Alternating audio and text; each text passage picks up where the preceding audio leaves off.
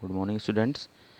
Class 6 की English reader की जो हमारी बुक है इंग्लिश की हनी सकल, तो उसमें हमारे चैप्टर 7 फेयर प्ले ये चल रहा था। तो इसके 2 पार्ट मैंने आपको बता दिए थे। आज मैं आपको यहाँ से थर्ड जो पार्ट है इसका यहाँ से आपको बताऊँगा।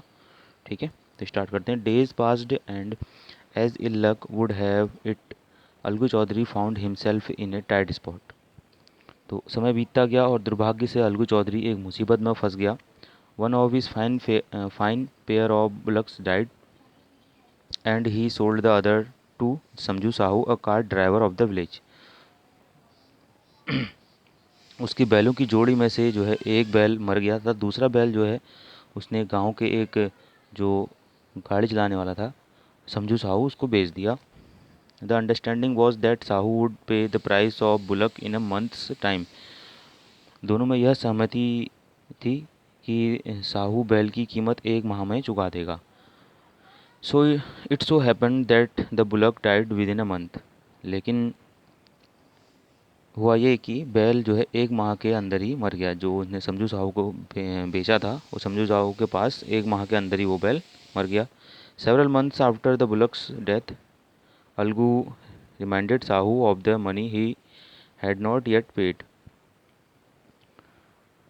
बैल की मृत्यु के कई महीने बाद जो है अलगू ने साहू को उसे पैसे देने की याद दिलाई जो उसने जो है अभी तक नहीं दिया था। Sahu got very annoyed. I can not I can't pay you a penny for the wretched beast you sold me. तो जो समझू साहू था वह गुस्से से लाल पीला हो गया और उसने कहा, मैं तुम्हें इस अभागे जानवर की जो है जानवर के लिए जो है एक भी पैसे नहीं दूंगा जो तुमने मुझे बेचा है। ही ब्रॉड अस नथिंग बट रून। तुमने तो मुझे जो है बर्बाद कर दिया। आई हैव ए बुलक, मेरे पास एक बैल है। Use it for a month and then return it to me. तुम जो है इसे एक महीने तक इस्तेमाल करो और फिर उसके बाद मुझे लौटा दो।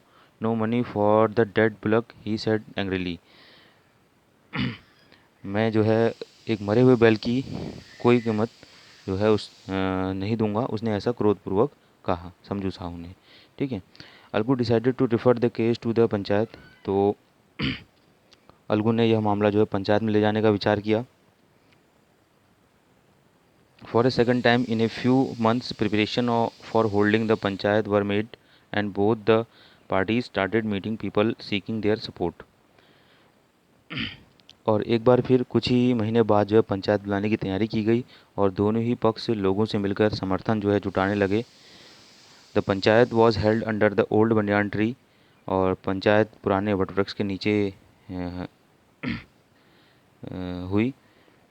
Algu stood up and said, the voice of Punch is the voice of God. Let Sahu nominate the head punch. I will abide by his decision. तो अलगू ने खड़े होकर कहा कि पंच के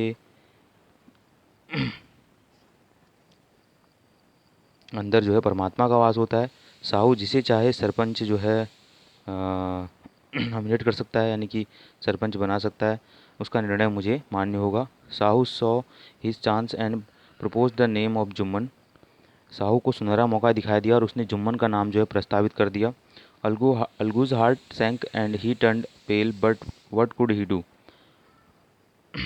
अलगू का जो है दिल बैठ गया और उसका जो चेहरा था वो पीला पड़ गया, पर वह क्या कर सकता था। The moment Jumman became head panch, he realized his responsibility as जज and the dignity of his office. जैसे ही जो है जुम्मन सरपंच बना, उसे एक पंच की जिम्मेदारी तथा पद की गरिमा का एहसास हो गया। Could he seated in that high place have his revenge now, he thought and thought. क्या वह उस उच्च पद पर बैठकर अब अपना बदला लेगा। उसने खूब विचार किया। No, he must not allow his personal feelings to come in the way of speaking the truth and doing justice. और उसने खूब विचार किया और उसने सोचा कि नहीं, उसे अपनी निजी भावनाओं को निजी भावनाओं को अ, वह निजी भावनाओं को छोड़ करके जो है वह न्याय के मार्ग में बाधक पर्सनल फीलिंग्स जो जो निजी भावनाएं थी उनको अपने रास्ते में नहीं आने देगा और न्याय के मार्ग में जो है उनको बंधक नहीं बनने देगा, ऐसा जो है उसने मन में विचार किया। जो मन ने both Algu and Sahu stated their cases, Algu और साहू दोनों ने अपनी बात कही। They were cross examined and the case was considered deeply. दोनों की ही जो है बातों पर विचार किया गया और इस मामले पर जो है गंभीरता से विचार किया गया। Then Jumman stood up and announce, और उसके बाद जुम्मन खड़ा हुआ और उसने घोषणा की, it is our opinion that Sahu should pay Algu the price of the bullock. हमारी राय है कि साहू को बैल की कीमत चुकानी चाहिए। When Sahu bought the bullock it suffered from no disability और डिजीज़। जब साहू ने बैल खरीदा था तो जानवर में कोई दोष या रोग नहीं था। The death of the bullock was unfortunate.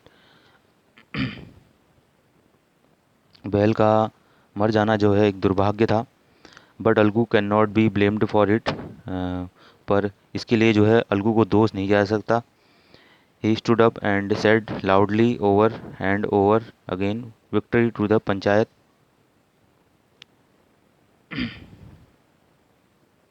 तो अलगू चौधरी जो है वो भावावेश में अपने आप को रोक नहीं पाया और खड़ा होकर बार बार ऊंची आवाज़ में बोला, पंचायत की जय हो, यही न्याय है। God lives in the voice of the panch. परमात्मा ही पंच के माध्यम से जो है बोलता है। Soon after Jumman came to Algu, embraced him and said, since the last panchayat I had become your enemy। शीघ्र ही जुम्मन अलगू के पास गया, उसे गले लगाकर बोला, पिछली पंचायत में के समय मैं तुम्हारा शत्रु बन गया था। Today I realized what it mean to be a panch. परंतु आज मैंने महसूस किया कि पंच बनना क्या होता है करके। A panch has no friend nor enemy. Panch का कोई भी व्यक्ति शत्रु या मित्र नहीं होता। He knows only justice. वह तो केवल न्याय की बात जानता है। Let no one deviate from the path of justice. न्याय और सत्य के मार्ग से मैत्री या शत्रुता के कारण किसी को भी भटकना नहीं चाहिए।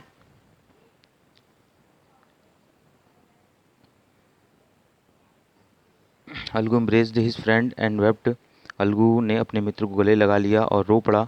And his tear washed away all the dirt of misunderstanding between them। और उसके आंसुओं ने उनके बीच जो गलतफहमी थी उसकी सारी धूल जो है वो हटा दी या धो दी। ठीक है, तो ये हमारी स्टोरी थी 7th चैप्टर की। इसके बाद मैं आपको इसकी नेक्स्ट वीडियो में जो वर्किंग विद द टेक्स्ट के में क्वेश्चन आंसर्स हैं उनको मैं कराऊंगा। ठीक है।